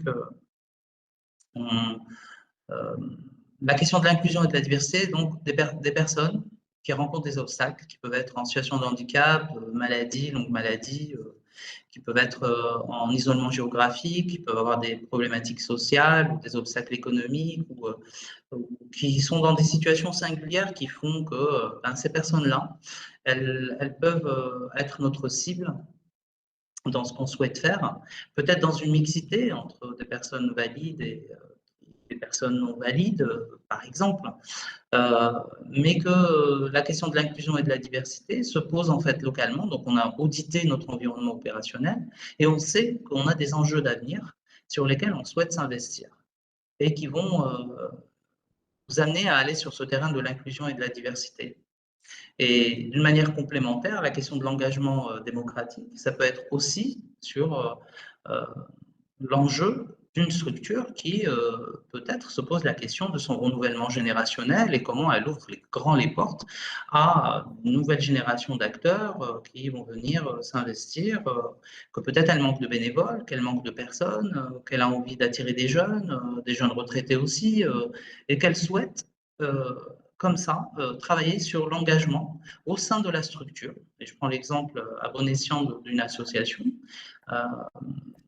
parce que c'est un des premiers terreaux, évidemment, d'engagement qui permettent, du coup, via une mobilité, de pouvoir envisager des engagements à plus grande échelle que le micro-engagement sur le terrain local et au sein d'une structure associative.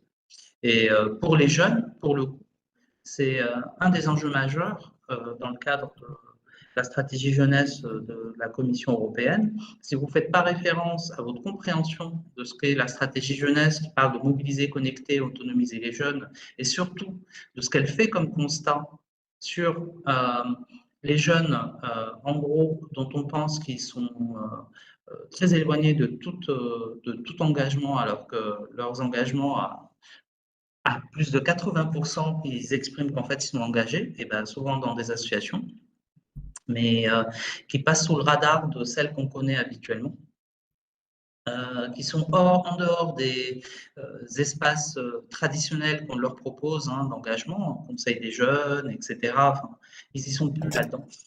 Qui a des tendances dans leur activisme qui a bougé. Donc, il faut connaître un petit peu leur sujet, connaître sans non plus être des spécialistes, mais se renseigner. Ils ont des centres d'intérêt accompagnés des fois d'angoisse majeure, sur les questions de transition écologique, par exemple.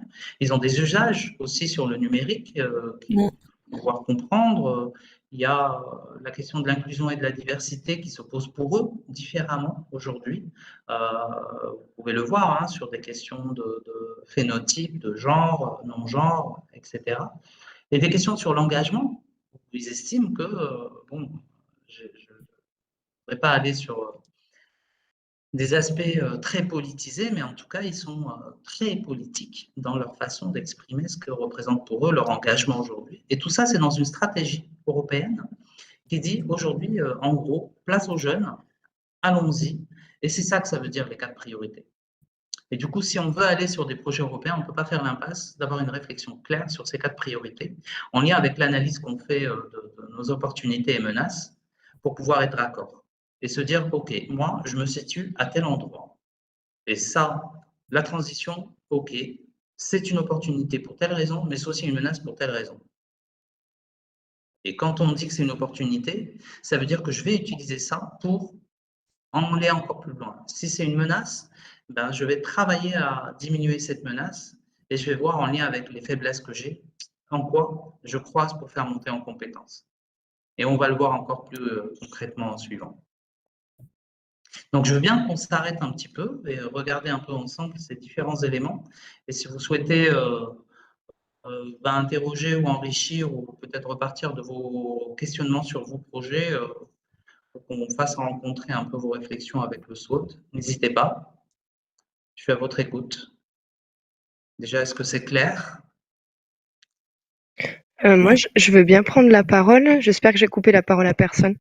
En fait, je comprends là tout ce que tu expliques, mais je suis en train de bloquer sur quelque chose, c'est-à-dire qu'on a plusieurs projets qui correspondent en fait, enfin qui sont en cours dans notre structure et qui correspondent aux stratégies, aux grandes stratégies européennes.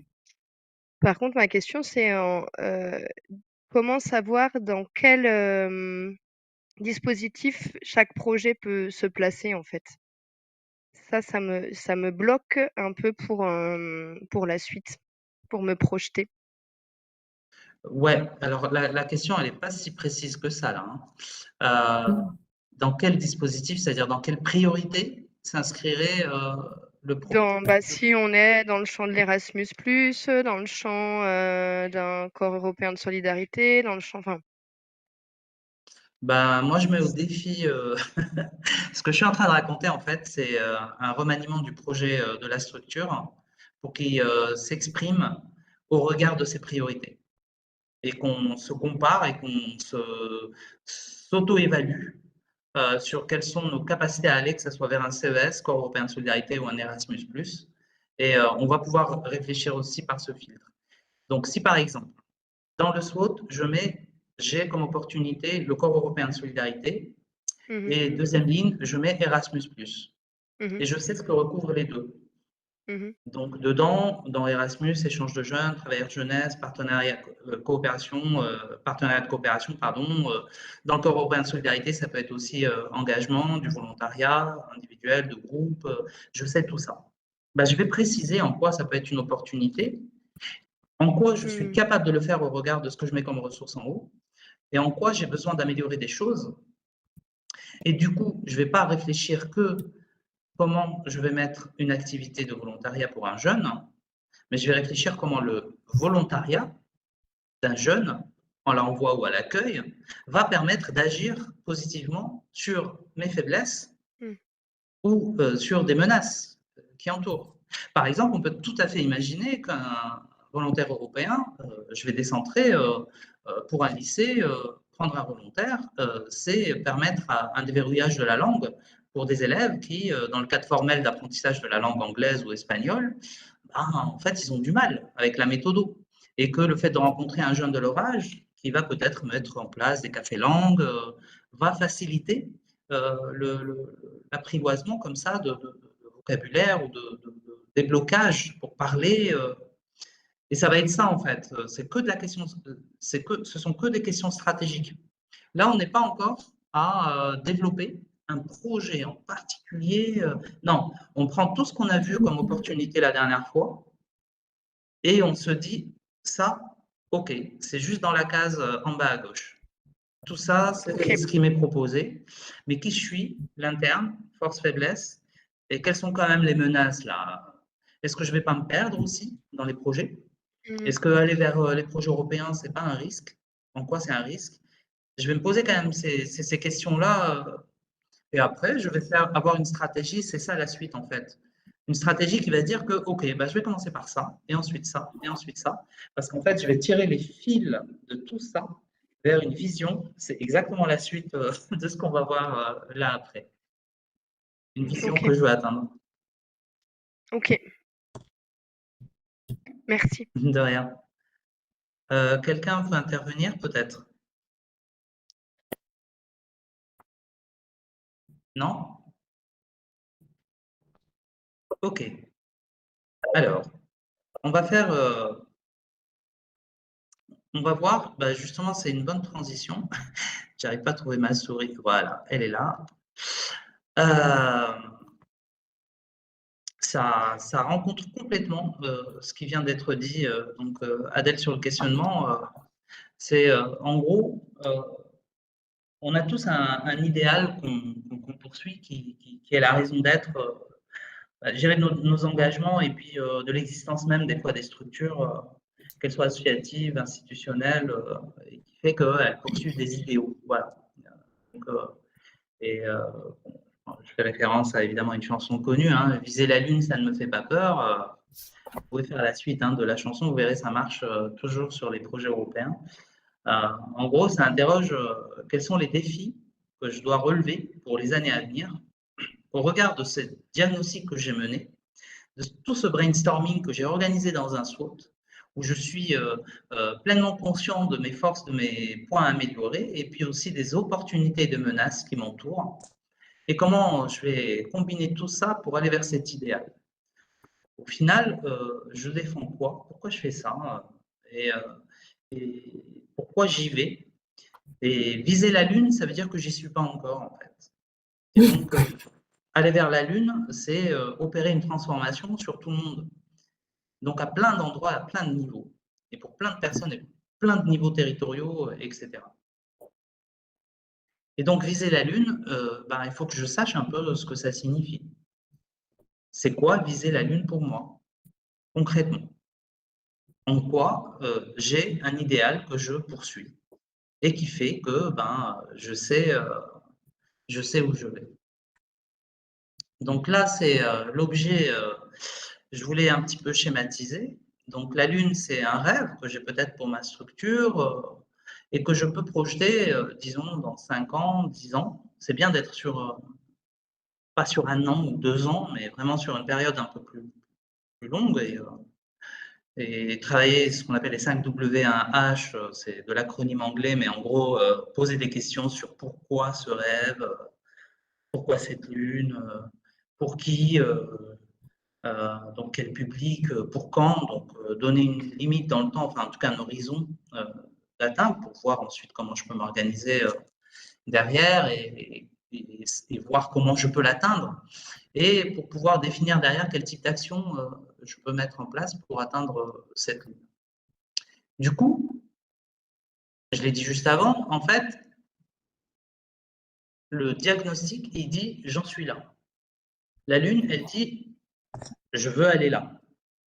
Déjà, vous pouvez schématiser, en gros, j'ai un SWOT, un état des lieux initial de diagnostic que j'ai fait, et je veux aller vers un état des lieux final au niveau de ma Lune, encore un autre SWOT. Peut-être que je veux que les faiblesses, elles passent du côté force, que les forces, elles augmentent encore plus, que mes menaces disparaissent, que mes opportunités s'élargissent. Là, on est dans quelque chose qu'on arrive à visualiser. On part d'un point A vers un point B et on se le donne sur un horizon de temps. L'astuce, c'est que pour atteindre cette Lune, évidemment, j'ai des ressources internes et externes que je peux mettre dans le cadre d'une stratégie pour pouvoir atteindre cette Lune. Ça va être avec des opportunités, évidemment, qui vont être européennes là, parce qu'on est dans le sujet, mais qui vont se combiner à des opportunités locales. Mais je vais avoir aussi, du coup, des défis. Et pour définir les défis, la petite astuce, c'est juste de regarder les faiblesses, donc les points à améliorer qu'on a définis par ailleurs, et les menaces. Et par leur combinaison, il faut réfléchir comment je peux dégager 2 ou 3 défis principaux qui me permettent de définir comment je vais aller vers cette Lune. Et en général, enfin même à 100%, ça marche à tous les coups. C'est-à-dire que si j'ai bien fait mon diagnostic, si je suis très au clair, que je l'ai fait sans concession mais en étant réaliste, que j'ai accepté d'entendre la vision des autres, je peux faire un état des lieux très clair qui comprend les éléments dont je parlais sur les compétences, les aptitudes, les attitudes, et qui va me permettre d'aller aborder des programmes comme Erasmus+, ou le Corps européen de solidarité, programme sur le volontariat, pour la personne qui posait la question, et qui permettront de définir du coup les défis pour les années à venir. Donc là, jusqu'à la pause, on va rester sur cette slide et j'attends vos questions pour vérifier quand même si vous avez compris, parce que c'est un point de départ très important pour la suite de la démonstration. Nous voudrions intervenir à la Fédération du Lot. Ouais.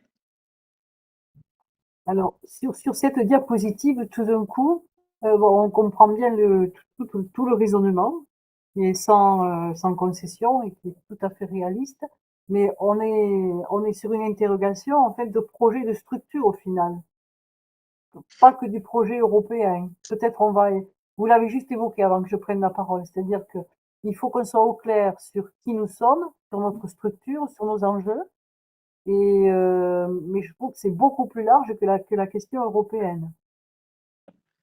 Est-ce que ça a un intérêt pour ceux qui vont lire le dossier? En fait, c'est clairement votre projet de structure. Oui. Et pourquoi il doit avoir une dimension européenne, en quoi c'est utile. Et en gros, oui, d'accord. Pourquoi je vais utiliser l'Europe en tant qu'opportunité pour améliorer ce que je fais au quotidien.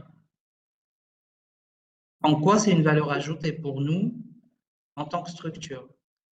Mais quand on dit structure, c'est l'organisation elle-même, les personnes qui y sont, personnel salarié, bénévoles, les publics dont elle s'occupe, ses partenaires locaux, régionaux, peut-être d'un point de vue, comme on dit, systémique, sur un sujet en particulier, parce qu'on porte une militance sur quelque chose et on veut amener une transformation forte localement.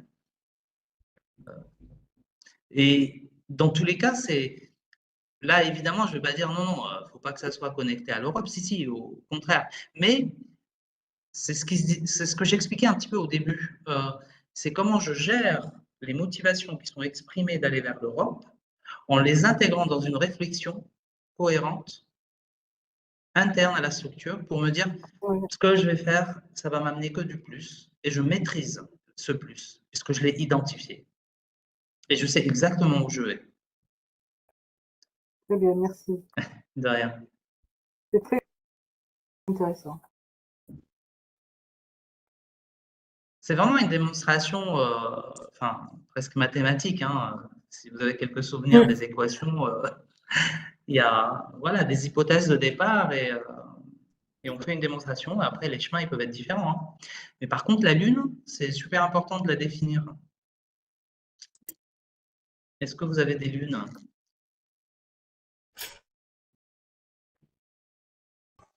Oui, plusieurs. Là. Super. Moi, je veux bien prendre la parole. Donc, par exemple, je vois comment les choses peuvent s'articuler pour Radio Larzac avec à la fois les ressources qu'on a dans la radio, aussi le fait que une de nos salariés soit trilingue et formée au départ à la traduction et voilà, elle est d'origine italienne. Et aussi parce qu'il y a un enjeu pour les radios associatives de quelque part se réinventer entre guillemets parce que l'évolution de ce secteur-là est un peu en transformation. Il y a aussi la radio numérique qui arrive et du coup qui réinterroge l'aspect radio locale, même si on reste une radio locale.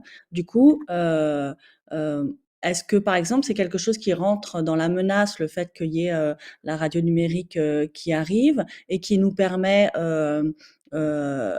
d'envisager une autre mission que simplement le média de proximité et qui donc avec ces deux éléments, ça nous paraît cohérent de faire des échanges avec l'Allemagne, l'Italie, pour aussi créer du contenu radiophonique sur la jeunesse, sur l'Europe, et aussi parce que l'accès à la radio pour les jeunes est pas évident, alors que quand il se fait, on voit que ça marche quoi. Donc tout ça, c'est des choses qui a articulé pour à la fois avoir l'état des lieux de départ et l'état des lieux idéal quoi, c'est ça?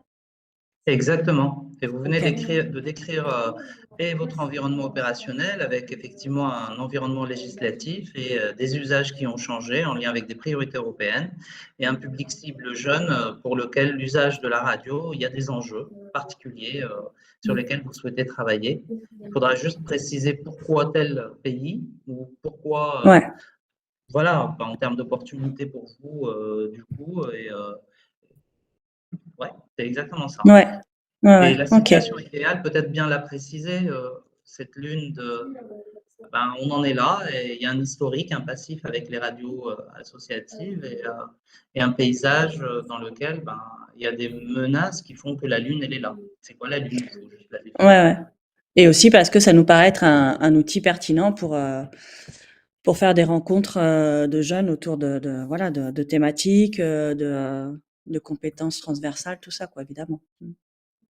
Et peut-être aussi de droit à l'expression de minorités, de diversité d'expression dans le cadre de l'inclusion et la diversité, un espace d'engagement démocratique, parce qu'un espace d'expression est aussi un espace où on fait passer ses idées, où on débat, où on développe des compétences mathématiques et en sciences, c'est-à-dire au sens de développer son argumentaire, donner l'opportunité à des jeunes d'animer des moments d'émission ou de s'exprimer sur une radio, c'est peut-être l'occasion pour ce qu'ils puissent développer aussi des compétences en communication. Oui, bien sûr. Je pense voilà, en fait, il faut aller juste puiser dans des choses que vous maîtrisez effectivement pour expliciter en vous disant là, j'ai un novice en face qui va lire le dossier. Et il va falloir qu'ils comprennent vraiment tout l'enjeu. Et là, effectivement, en 2 minutes, j'ai compris l'enjeu ça paraît clair et c'est tout à fait légitime pour être financé parce qu'on repère la mobilité européenne, en quoi elle va être intéressante.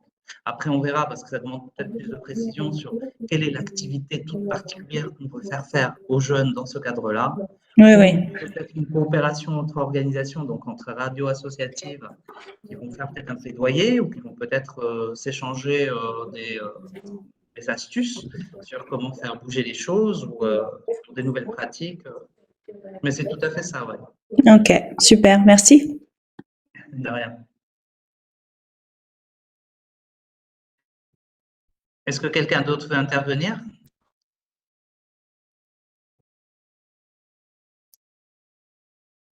C'est donc clair pour tout le monde ces questions de lune et comment on y va. Hein. Et chacun a sa lune.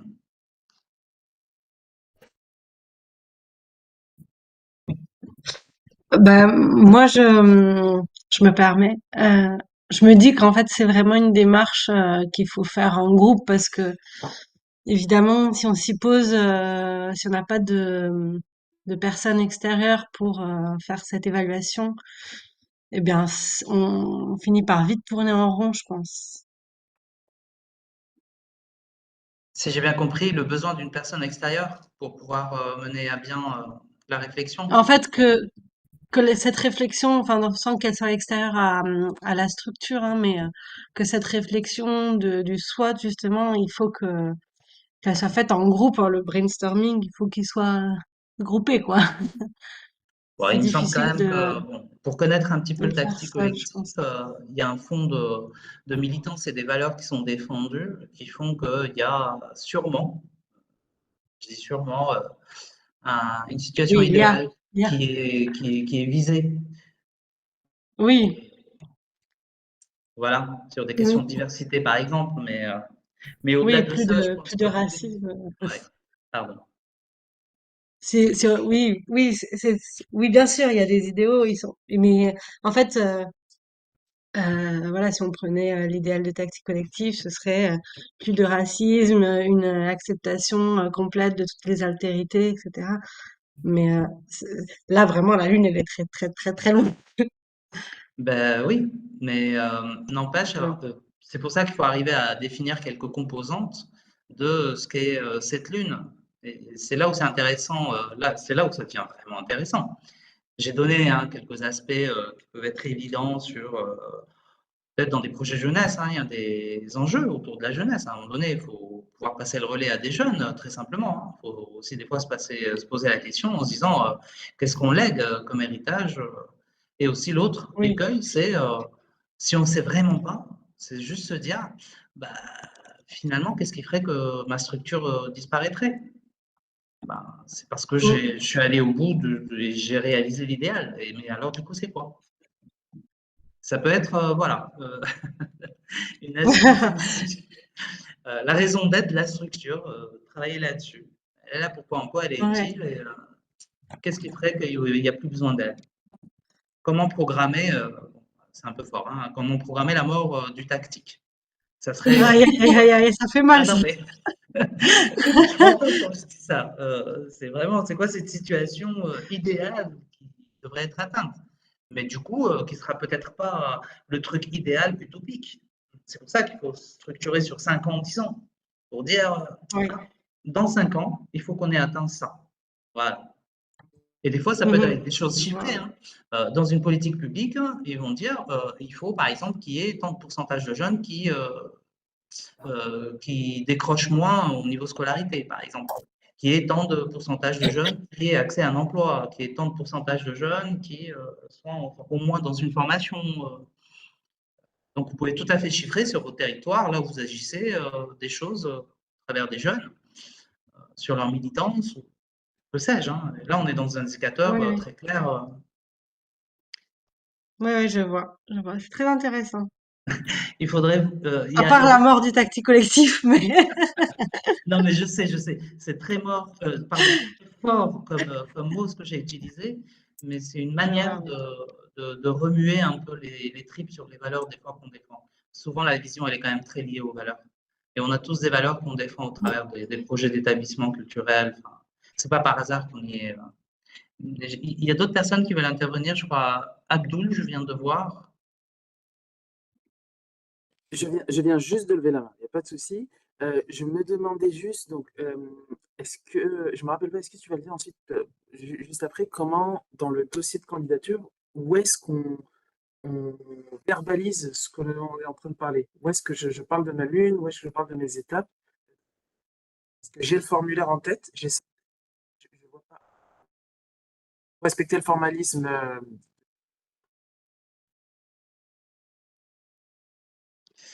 J'ai pas tout entendu, mais je crois avoir tout compris. À quel endroit on met dans la candidature ces éléments? Là, on en est dans de la méthode, d'accord?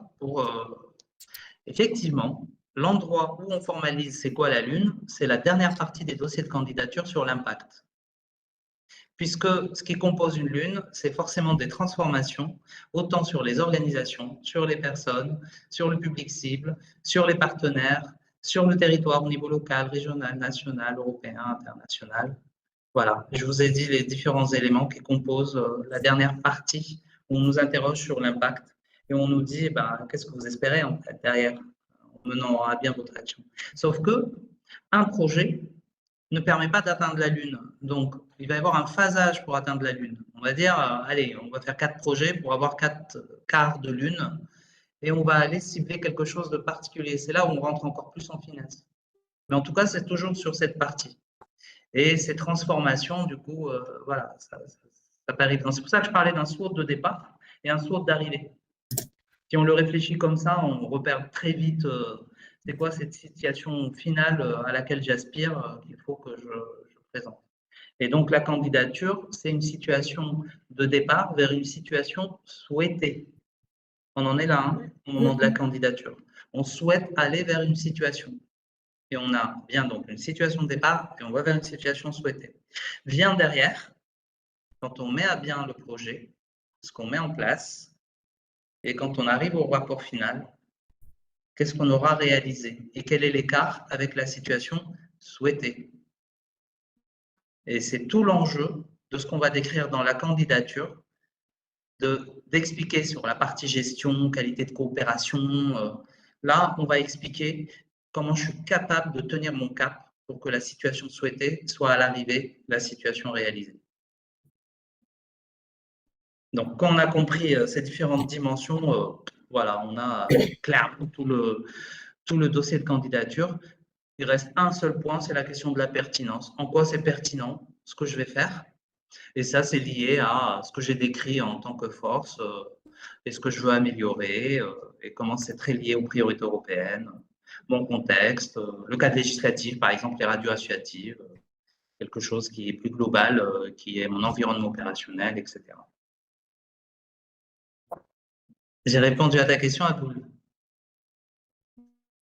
Je crois qu'il y a quelqu'un d'autre qui lève la main, mais malheureusement, je ne vois pas. Moi, c'est Khalid. Ah, oui. Des questions un peu.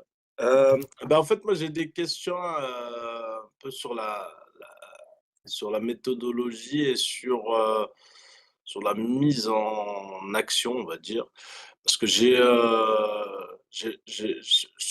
qui m'inquiète le plus, on va dire, nous, on travaille autour de la culture, des ateliers de musique et plein de choses, et autour de la radio et autour du social. Donc, c'est d'arriver à trouver les cadres où entrer pour proposer ces projets. Surtout, on travaille auprès de la jeunesse et donc, c'est arriver à trouver dans quel cadre. Et après, c'est le lien avec des associations européennes. Comment créer ce lien et donc, moi, pour créer ce lien, mes inquiétudes, c'est est-ce qu'on le crée en amont avant le dépôt de la subvention, de la candidature, ou est-ce qu'on le crée une fois fait et par la suite, on le consolide? Donc, c'est un peu ces questions-là sur la création de partenariats et d'opportunités à l'échelle européenne. Et on m'a alerté sur le poids administratif de ces démarches et que ça demande beaucoup d'administratif et beaucoup de...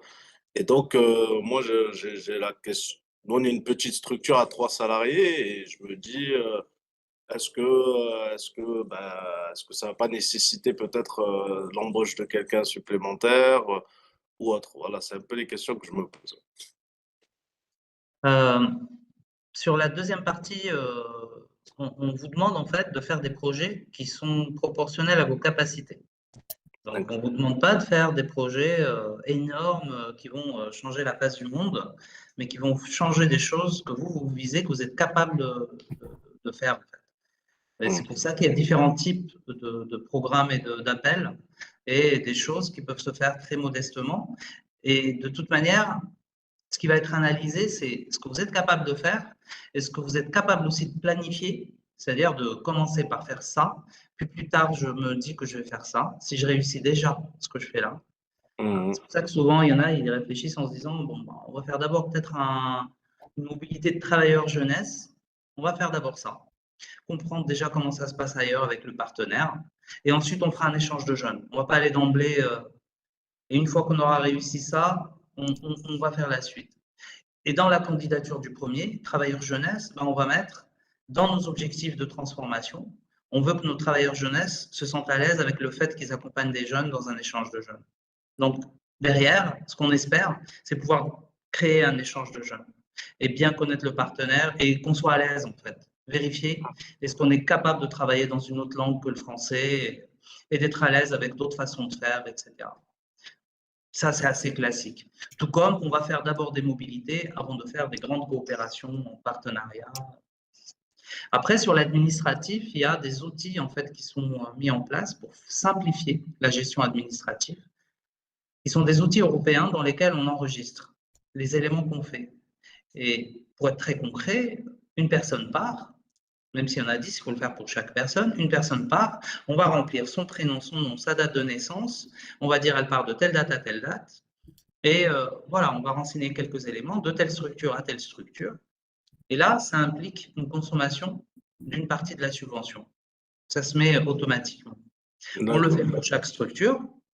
Et à la fin, on fait un rapport final en apportant les preuves qu'on nous demande, comme quoi les choses ont été faites. Et dans les preuves, bien souvent, ça a été simplifié maintenant. Au lieu d'amener toutes les factures de vol, d'hôtel, etc., on nous demande plutôt des attestations signées et contre-signées entre la structure et son partenaire, avec aussi la personne qui est partie en mobilité. Voilà, ce sont des choses quand même qui ont été très simplifiées. Et ensuite, dernière chose pour vous rassurer, c'est que dans les cadres des projets là qu'on vise type Erasmus+, l'agence, elle va vous verser 80% de la subvention au démarrage du projet pour éviter les problématiques de trésorerie et les 20% à la remise du rapport final. D'accord. Ah bah déjà, c'est beaucoup plus rassurant. Et je voulais savoir également, est-ce qu'il y a des sites ressources pour les partenariats? C'est-à-dire, est-ce qu'on peut trouver un site ressources où on sait qu'il y a des structures européennes dans différents pays qui font déjà qui sont ouverts à ce type de démarche déjà? Alors, j'allais venir justement là-dessus. Il y a des sites ressources. Le mieux, selon moi, c'est d'aller voir quels sont ces partenaires qui ont déjà mené des projets et qui sont publiés sur ce qu'on appelle la plateforme des projets Erasmus+, par exemple. Et là, il y en a plein et il y a des fonctions de tri qui font que comment dire, il y a des fonctions de tri qui permettent de du coup regarder culture, musique, jeunesse, inclusion, etc. Et la deuxième chose, c'est la question de préparer avec le partenaire.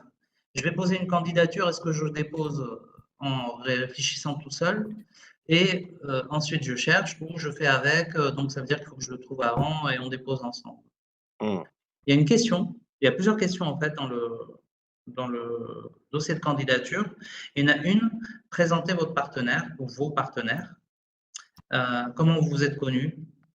Comment vous avez préparé cette candidature? Pourquoi vous voulez coopérer, etc. Voilà. Donc c'est important de faire en amont, de préparer en amont le partenaire. Vous avez la réponse en fait là-dedans, c'est obligatoire. Et en fait même c'est du bon sens.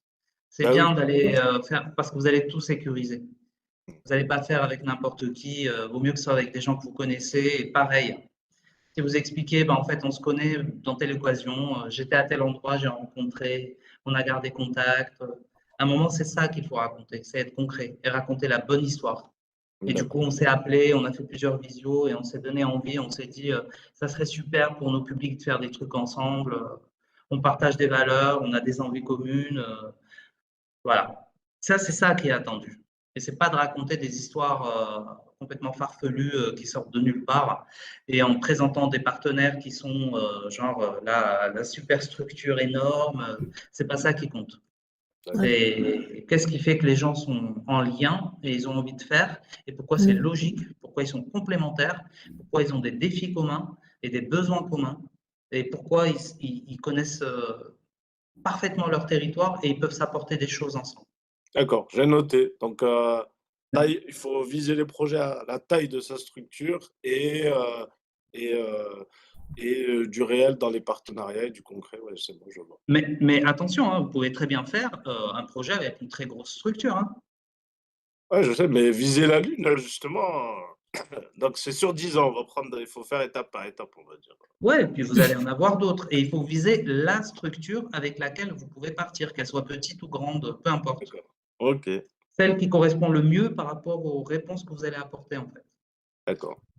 Parce qu'on va vous demander, c'est une partie importante, on le verra à la fin, mais la qualité de coopération et du partenariat.